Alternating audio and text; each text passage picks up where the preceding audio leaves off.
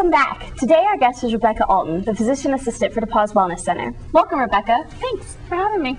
So as it's getting closer to midterms, more and more people are getting sick, and we're worried about swine flu. Have there any cases been reported yet? There are no confirmed cases of the swine flu, which is also called the H1N1 flu. Unfortunately, we can't even confirm cases of H1N1 because there's no longer testing available for the H1N1 specifically. But we do have cases of influenza. We just can't determine whether or not it's the seasonal flu or if it's the H1N1. And why aren't they testing specifically for the H1N1 anymore? We used to be able to test for the H1N1. What we would do is if a student came into our office, had flu-like symptoms, we would test for influenza in general. It would test for type A and type B.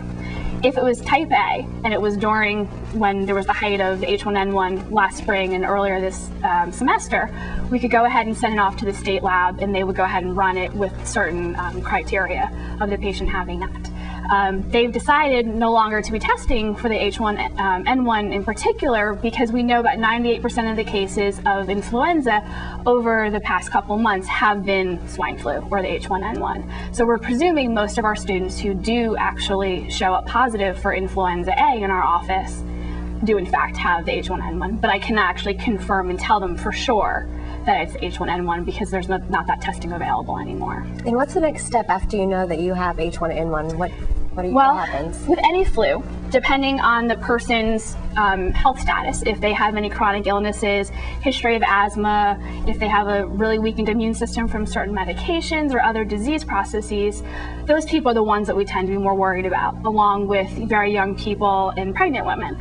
So those people, we would go the extra step and give them a medication called Tamiflu. Now, people that are generally healthy, which most of our college students are, they really are not candidates for the Tamiflu. There are some reported cases that Tamiflu actually is not working. In this case, that the influenza virus that we're seeing right now is actually resistant to the Tamiflu. So some people it helps, some people it doesn't. People who are hospitalized are also getting the Tamiflu, but the general population that has mild flu symptoms, we're not giving them any Tamiflu. We just send them home with things that are supportive care, like taking lots of Gatorade, drinking lots of fluids, Tylenol or ibuprofen to take for fevers, body aches, and then cold medications, because most of the symptoms that they're having is really just the fever, congestion, body aches, and cough. So what can students do to prevent themselves from possibly getting the flu? Well, in case of any virus, any illness on campus, getting lots of sleep. Believe it or not, college students really should have 8 hours of sleep a night, and I'm sure all 4 of you get that much sleep a night. Oh, definitely. I know it's very difficult to assume it.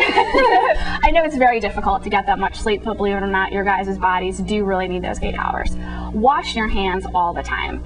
Not washing your hands is what's going to be the problem and causing introducing all those infections to you. People sneeze, they shake your hand, they touch the doorknobs, they flush the toilet, all those things, and they're not washing their hands, and so they're passing these diseases on.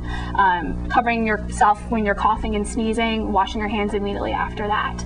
Eating healthy, not eating the fried junk food, but eating things that are high in protein, things that are high in carbohydrates, things that are high just in nutritional value. The protein is great. It's great building blocks for your immune system.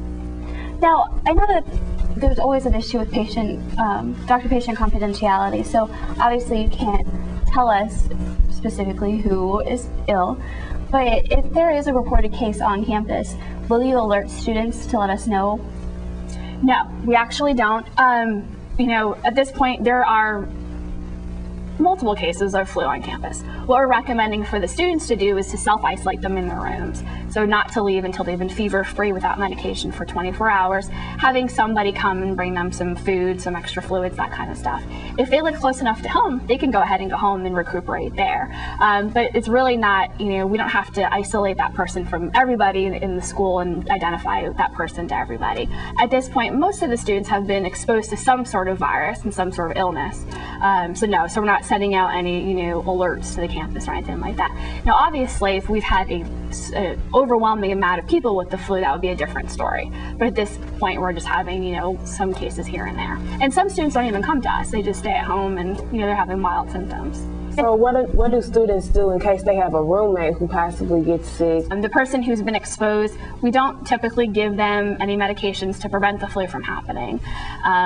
Just make sure that, that person is, not being in the room when that person's coughing, trying to, wash their hands and do all the same things that you would do generally to keep yourself healthy. I'm not sure if Res Life would relocate people if, they're worried about someone's health. That's something that you'd have to ask, Residence Life. Is that kind of what you're at, right. getting at? Would people would go to Walden Inn, or if they just stay with the roommate? They typically stay with their roommate.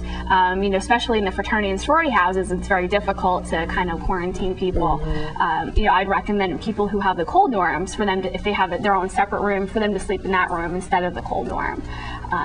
But really, kicking someone out of the room or whatever, I don't know how feasible that is, because we do see a lot of illness, and a lot of the students that we see, we're not testing for influenza because their cases are so mild, it's not going to change our treatment. So there's some students who may have influenza that just aren't tested or have never come into the office.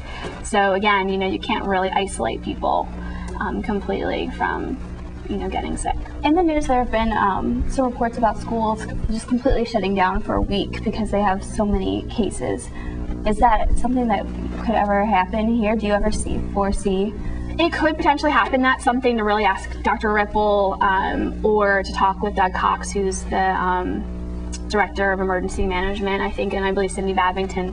I believe the three of them are really the key people that would determine those sort of things, as if it gets, too out of control with too many cases. So I know the big fear right now is influenza and H1N1, but is there any other sickness common on campus now that we should be prepared for or anything? Nothing deadly.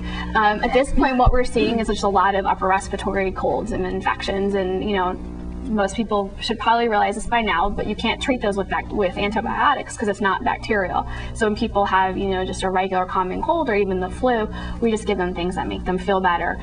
Your body is actually going to be what's going to take care of the infection. So really, that's just the biggest thing when it comes to a lot of the illnesses that we're seeing.